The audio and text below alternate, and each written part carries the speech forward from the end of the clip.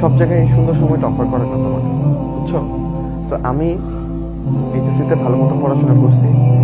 ওই এইচএসসিতে আমার আরো অনেক কিছু করার সুযোগ ছিল। আমার বন্ধুরা বিভিন্ন জায়গায় সময় দিত, বুঝছো?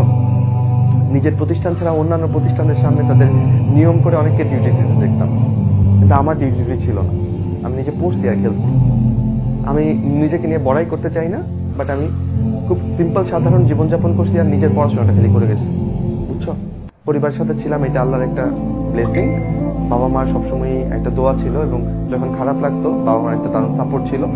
সব মিলিয়ে দেখো আজকে কিন্তু আমি আমার জীবন নিয়ে কোনো অভিযোগ নাই, সোজা কথা, বুঝছো? মানুষের জীবন নানাবিধ কষ্ট থাকে, আল্লাহর রহমতে আমার তেমন বড় কোনো কষ্টের কোনো জায়গা নেই। চোখ বন্ধ করে ভাবলে খুব শান্তি শান্তি অনুভব হয়।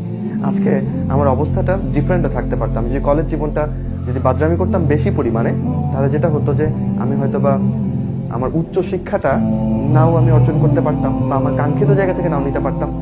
ফ্যামিলিতে তখন আমার অবস্থানটা কিন্তু এখনকার মতো থাকতো, সমাজের কাছে তো থাকতোই না। ইভেন তোমরাও আমার ক্লাস করতাম না, যদিও আমি এত ভালো মতো না হয়তো বা তোমাদের আলফা বিটা বলো আর ডি গ্লুকোজ এর গ্লুকোজ বলো পড়াইতো, তুমি বলতে না আমি তো এই ক্লাস করবো না, বুঝছো?